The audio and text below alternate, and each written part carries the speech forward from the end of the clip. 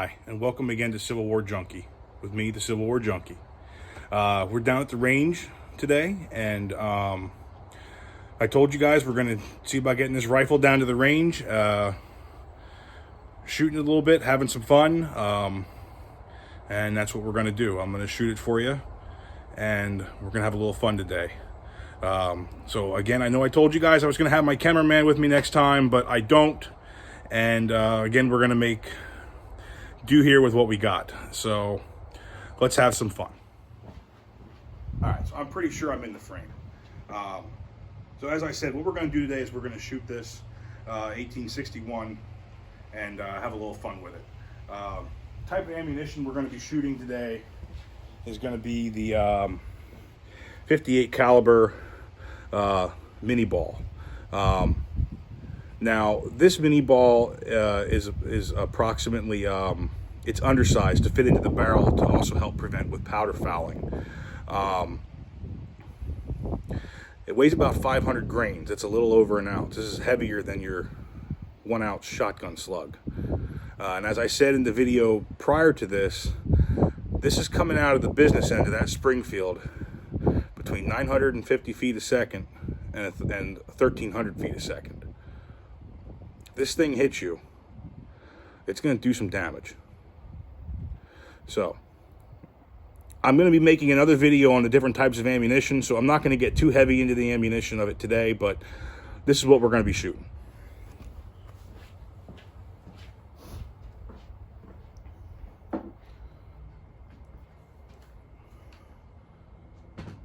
So we're going to go through the loading procedure here. What we're going to do first, before we fire the weapon, is I'm going to shoot a cap off here just to clear the rifle of any oil that may be in there from the last time we cleaned it. This will help clear out anything in the nipple and in the breech.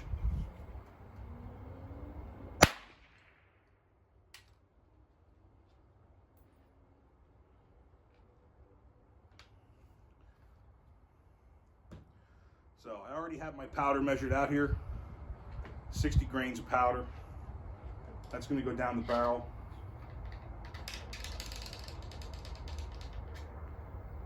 Then we're going to take our mini ball. That's going to go in the barrel here. Pull your ramrod out.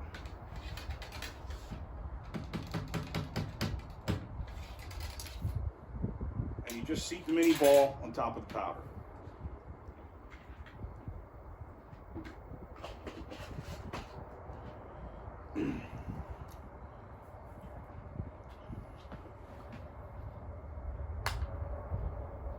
Pull the lock back to half cock so you can get your percussion cap over your nipple. During half cock, this is kind of like the safety of the rifle. If you squeeze the trigger and the hammer falls, the rifle is defective, needs to be taken out of service and fixed. Hence the term going off half cocked. If you squeeze the trigger and the hammer does not fire, the rifle is working perfectly fine. So once you put your percussion cap on, you can then take your aim, come back to full cock,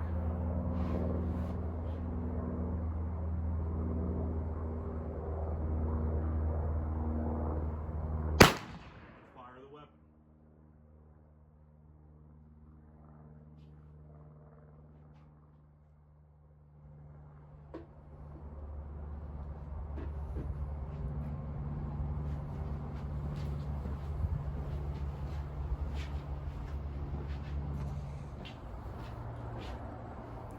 And we're back.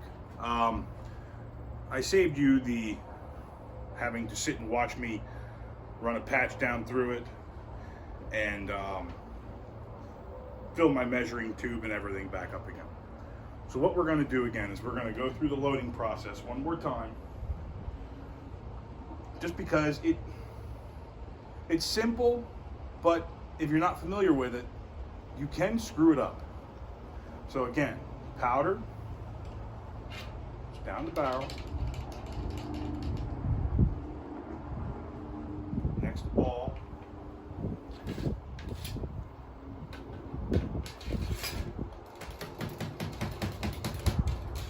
and you ram it home.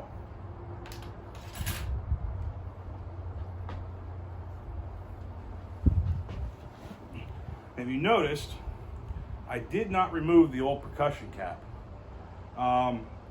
That, because we only fired the rifle once, it's not really much of a big deal, but like when we do our reenactments, it is a big deal because if you take this cap off before you pour your powder down, it greatly increases the chances of a cook-off inside here.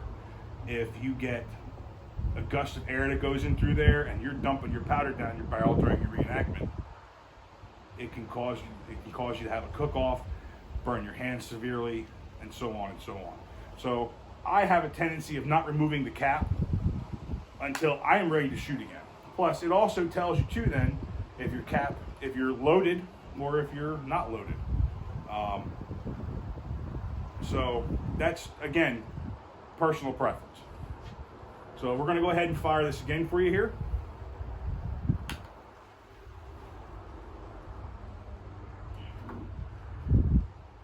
Now, my last shot, I was aiming at the middle target down the range, and I'll show you guys this here in a minute. I was aiming at the middle target, at the center of the target, and I hit center of the upper target.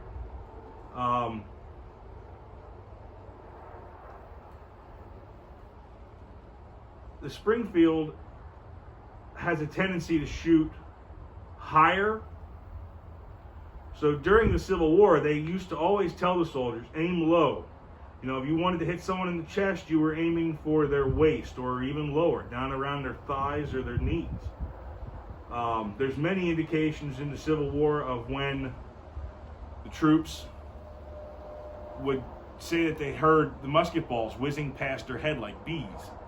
So that's a very good, you know, that shows that it's a very good indication that the rifles would shoot high. So we're going to go ahead and fire this here for you.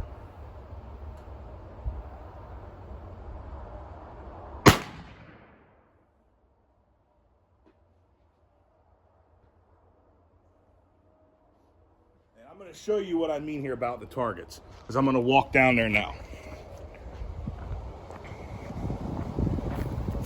As you can see, I have 3 targets hung up here.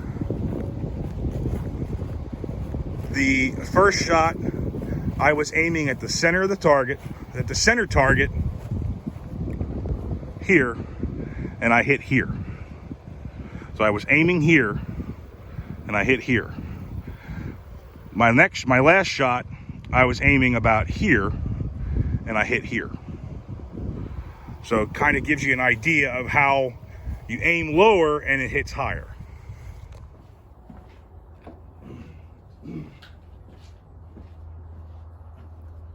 So I already have this loaded up.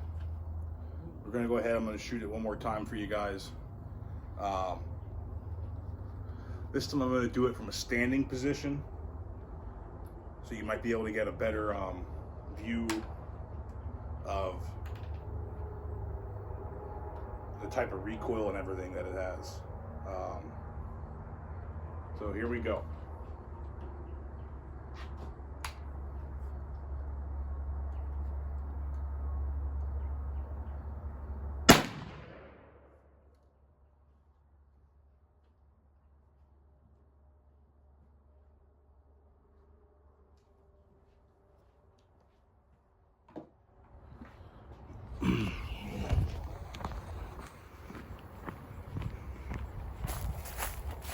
And that shot there is right on the center target,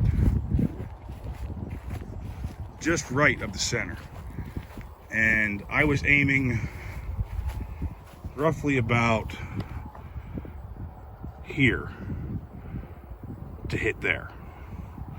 So, I'm trying to keep the videos short. I don't want them to be too long because people don't tend to watch real long videos. So I hope you enjoyed the video today. I hope you enjoyed watching me shoot the 1861 Springfield. I had a fun time. I hope you have a fun time. And once again, if you like the videos, please subscribe. Hit the subscribe button below. And please come back again for some more Civil War Junkie. Thank you.